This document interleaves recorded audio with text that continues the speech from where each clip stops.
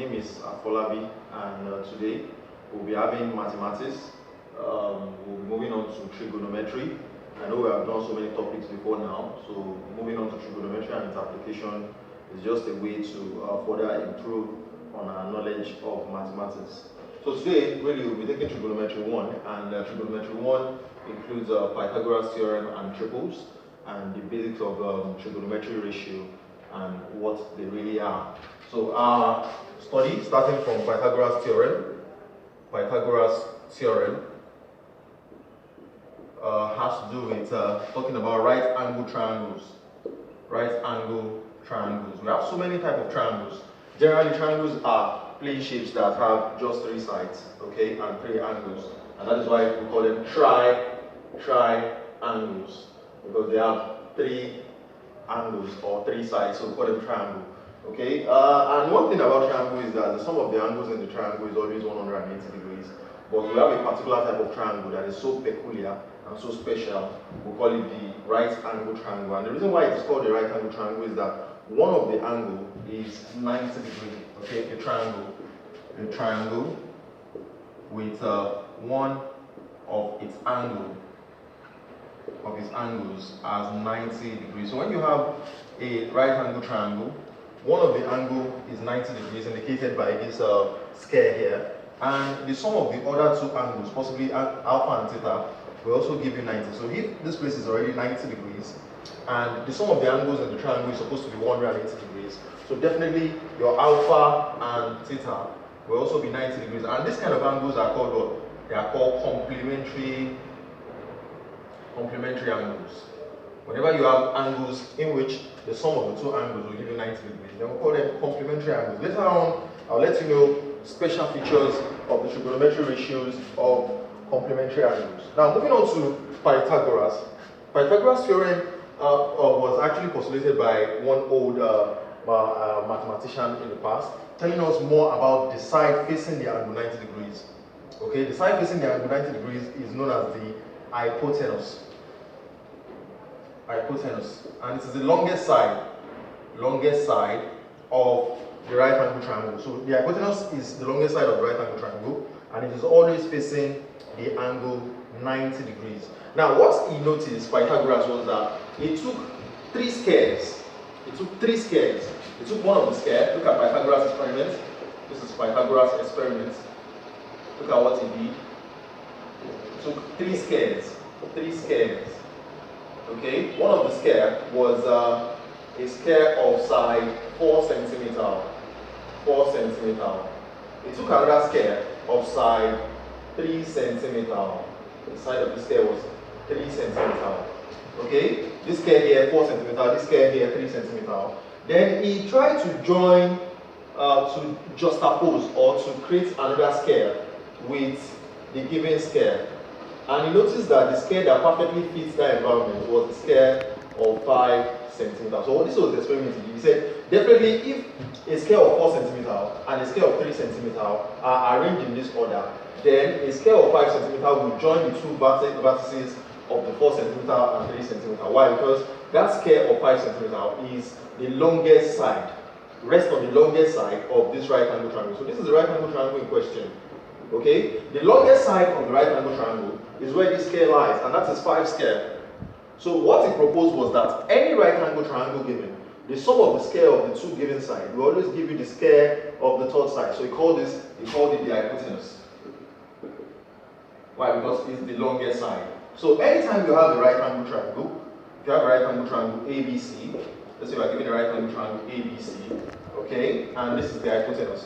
The square of the hypotenuse is always the sum of the square of the 2 other sides. That is, my BC square will give me AC square plus AB square.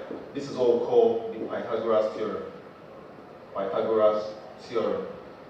So there are so many times in a triangle that you'll be given 2 sides of the triangle, and you'll be made to find the 3rd side. And once you notice that it is a right angle triangle, then the next thing for you to indicate is which side is facing the angle 90 degrees. Definitely that side facing the angle 90 degrees. The scale of it will be the sum of the 2 other sides. Look at this question here. You have a right angle triangle. This is a right angle triangle, and 90 degrees is here. Okay, here is 10 centimeter, here is 8 centimeter. You are told to find A. find A.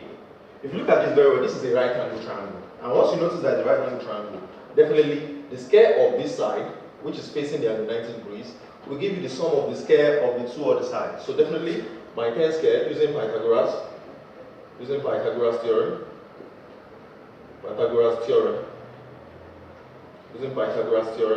definitely my tan square will give me a square plus a square. Okay, so taking this a square to the other side, I have 10 square equal to minus 8 square equal to a square. So I can use different of two squares there. Different of two squares, 10 minus 8 into 10 plus 8 equal to a square. What's that? That's 2 times 18 is a square. Then this is 36, where a is 6 centimeters. So that's anytime you have the hypotenuse and any other given side, and you are looking for an unknown side, all you need to remember is that the square of the hypotenuse will give you the sum of the square of the other side. Now, numbers or lengths of sides that behave this way are known as the Pythagorean triples. There are three sets of numbers that square of a given number is sum of square of two other numbers. Whenever you have a particular expression or set of number in which the square of a particular number is the sum of the square of two other numbers, then it becomes a Pythagorean triple. For example, look at your 3, 4, and 5. Okay, if you have 3 square plus 4 square, that gives you 5 square. So that makes this a Pythagorean triple. Okay, another Pythagorean triple that's very common is your 5, 12, and 13. The same thing, if you have 5 square plus 12 square, that gives you 13 square. So this is also a Pythagorean triple. So in any case, when you are given a right angle triangle, for example, question, you are given a right angle triangle, and here is your side, here is your side 13 centimeter, and here is your side 5 centimeter, and you have to find x. All you need to ask yourself is that, is this two numbers, are they member of any Pythagorean triple? 13 and 5, are they member of any Pythagorean triple? Yes, 13 and 5 are members of this Pythagorean triple. So if 13 is the hypotenuse, look at it, 13 is the hypotenuse facing the angle 90 degrees, definitely the third member of the Pythagorean triple is 12. So you see 5, 13 are members of triple what? 5, 12, 13. Hence, x is what? X give you a 12 centimeters. So there are so many times where all the skills you require to solve Pythagoras question is simply what? To identify the Pythagorean triple.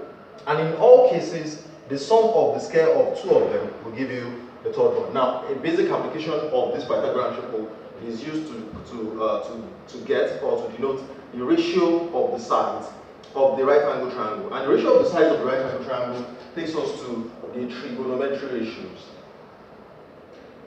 Trigonometry ratios. And this is the ratio of the sides of a right angle triangle. Remember, I told you in the beginning of this class that trigonometry ratio and Pythagoras theorem basically apply to right angle triangle. Though we have extension in non-right angle triangle, but basically they come out from right angle triangle. So if you are given a right angle triangle, ABC, you are given this, given a triangle ABC, okay, and you are given an angle this time now. Let's say we are given an angle at this point. Remember, the side facing the 90 degrees is always the hypotenuse. What we call, let's denote it with H. Now, the side facing the given angle you are given, is the opposite. We call it the opposite. Why is the opposite? Because it's opposite the given angle. Now, the points where you have the given angle and angle 90 resting on is the adjacent A. So the ratio of these sides, possibly the opposite, the hypotenuse, the adjacent, the hypotenuse, or the opposite and the adjacent, all constitute what we call the trigonometry ratio. One of those ratios is the sine, which you can find as sine theta. Sine theta in this case is opposite over hypotenuse. So sine theta for this will be opposite. This is the opposite, which is AB, over the hypotenuse, which is what? The hypotenuse is BC. Opposite over hypotenuse. That's sine. Then cosine is cos theta, and that is the adjacent. Of course, I said this is opposite over hypotenuse. Okay, and I said cos theta is adjacent over hypotenuse. The adjacent is AC over BC. This one is adjacent over hypotenuse. Then the tangent, which is the third trigonometry ratio, tan theta, is what? Opposite over adjacent. Opposite over adjacent, that's AB over AC. Opposite over adjacent. So in most cases, for easy remembrance, we use the first sign, the first letter of each of the trigonometry ratio. For this one, we'll call it SO. For this one, we'll call it CA. For this one, we'll call it TOA. Okay, that simply means that your cosine is adjacent over hypotenuse. Your tangent is what? Opposite over adjacent. And your sine is what? Opposite over hypotenuse. Of course, we also have more trigonometry ratios, which are inverses of these trigonometry ratios that can be found. For example, we have the cosecant, which we call cosec theta, and cosec is 1 over sine theta. So that means that would be what? Hypotenuse over opposites.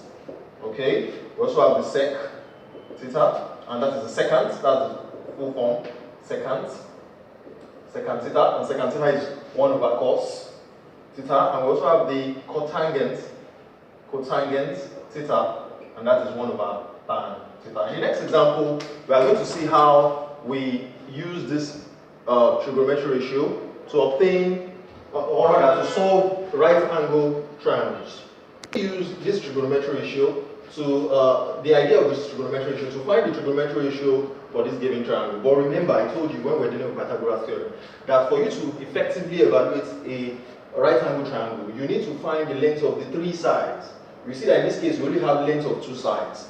So we can use the Pythagoras to find the length of this side, which is the unknown side. So find the unknown side, find the unknown length, unknown side.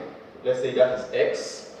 Okay, to get the unknown side, what do? We don't need to solve anything. Why? Because 3 and 5 belong to a member of Pythagorean triple.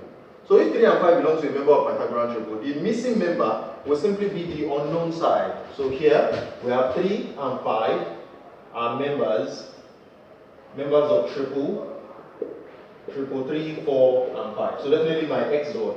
4 centimeters. Of course, you can go by the long method of using your Pythagoras theorem to find the value of x, but naturally, I know that my 3, 4, and 5 are members of Pythagorean triple. So if I'm giving only 2 members of the Pythagorean triple, and 5 is the hypotenuse, definitely the last one will be the missing member. So of course, I can go on to find my trigonometry ratio, but another thing I need to do before finding trigonometry ratio is that I need to identify what the sides are. Remember, I have 3 sides: opposite, hypotenuse, and adjacent. So I need to identify what those opposite, hypotenuse, and adjacent are in those other places. So here, I have the hypotenuse, always facing the angle 90. This is hypotenuse, isn't it? Okay. Then here, I have the opposite. Remember, I told you opposite is always facing the given angle. Okay, so here, in this case, we have the opposite. So that means your opposite is not a static point. Your opposite depends on where the angle is. If you are giving the angle to be here, here will be the opposite. If you are giving the angle to be here, then here will be the opposite, just like in this case. So here, this place will be the adjacent, isn't it? This is the adjacent. Why? Because we have the angle and the angle 90 resting on it. So let's go. Tangent alpha. Remember I told you about tangents that you have to solve by using TOA, isn't it? So TOA means what? Tan is opposite over adjacent. So tan alpha is opposite. Look at it. Over what? Adjacent. And the adjacent in this case is 4. That's over x. Dot my cos alpha, which is car, as I told you, is what? Adjacent over hypotenuse. Adjacent over hypotenuse. So the adjacent in this case is what? Is 4. And the hypotenuse is what? 5. Then my sine alpha is what? Is so. And that is opposite over hypotenuse. Opposite. The opposite in this case is what? 3 over 5. Remember, to make this work easy for you, I broke down trigonometry into 5 modules. This is just one of the modules. Okay, stay tuned as we go from one module to another. If you have questions with any of our videos, of course, you know how to get to us. Thank you very much.